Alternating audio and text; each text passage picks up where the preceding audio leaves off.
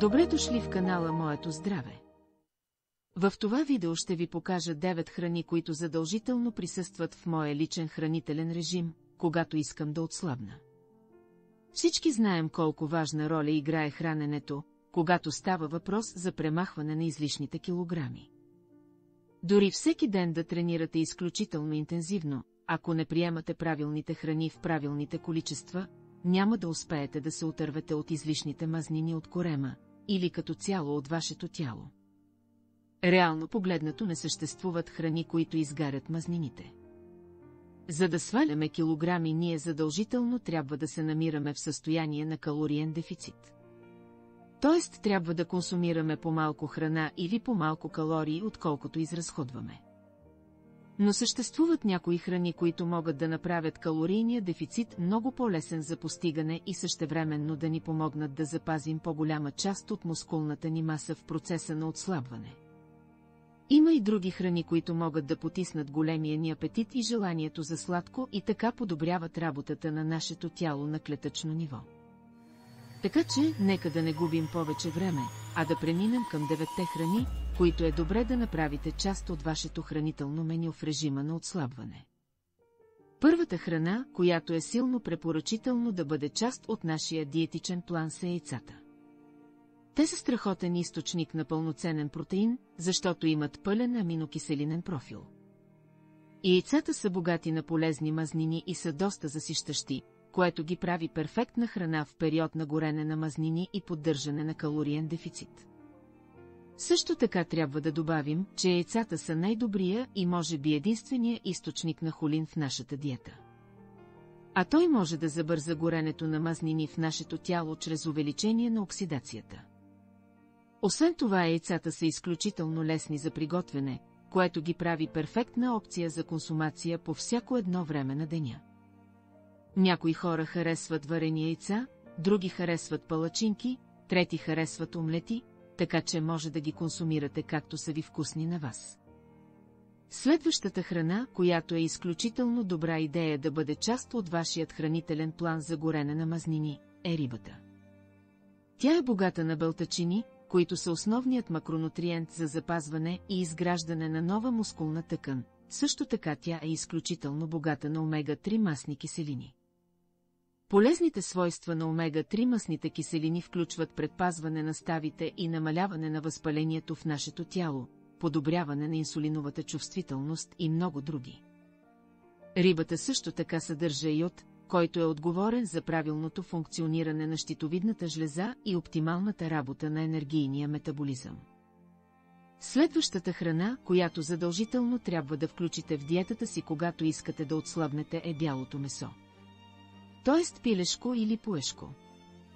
Бялото месо е нискокалорично и богато на белтачини, което ни позволява да се заситим със значително по-малко количество.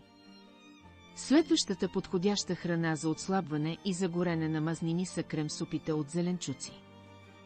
Причината, поради която зеленчуковите кремсупи са страхотна храна за отслабване, е защото освен, че са изключително нискокалорични, те са и изключително обемисти.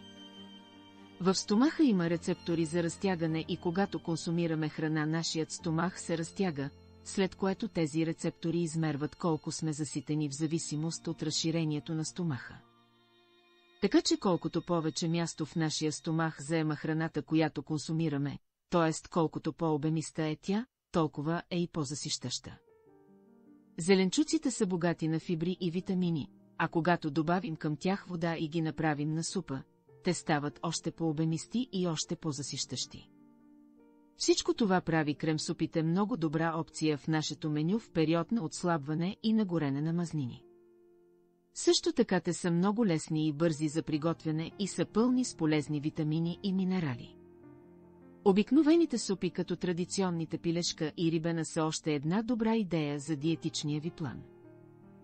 На 5-то място в нашия списък за отслабване сме сложили кафе и зелен чай.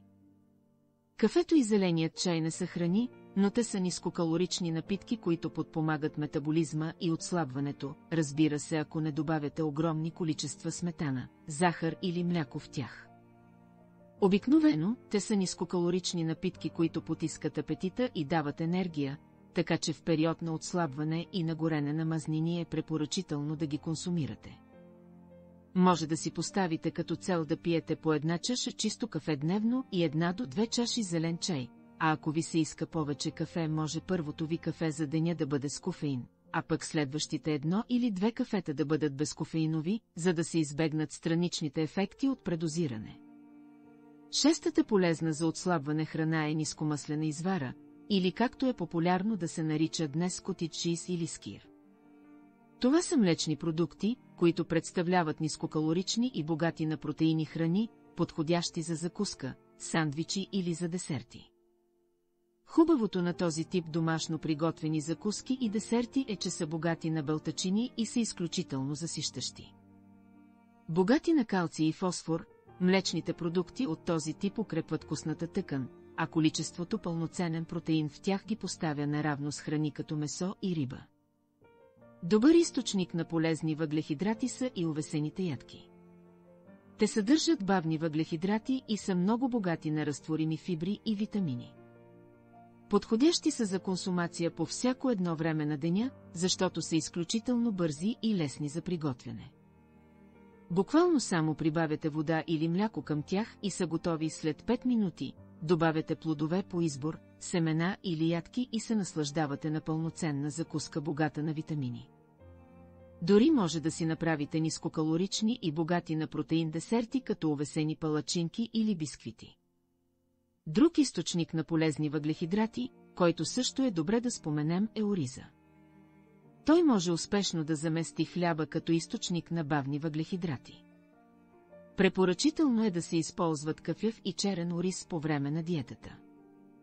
Последната храна, за която ще говорим в днешното видео, е така популярното смути.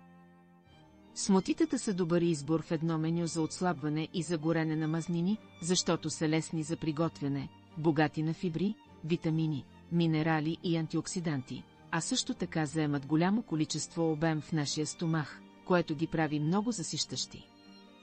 Трябва да изясним, че тук говорим за домашно направени смутита, защото готовите, които сме виждали в магазините, обикновено имат доста добавена захар. Затова най-добре винаги си правете смутитата сами вкъщи, като за тях може да използвате комбинация от сезонни плодове, нискомъслено мляко или вода. Може да прибавите също любим протеин на прах, извара, ядки, мед или фъстъчено масло. Приготвя се точно за 3 минути и е подходящо за прием по всяко едно време, когато искате нещо освежаващо или пък когато нямате много време за приготвяне на полезна храна. Споделете с нас в коментарите, ако и вие знаете подходящи храни, които да включим в режима си за отслабване. Ако това видео ви харесва, дайте му палец нагоре. Абонирайте се за канала, за да не пропуснете следващото ни полезно видео.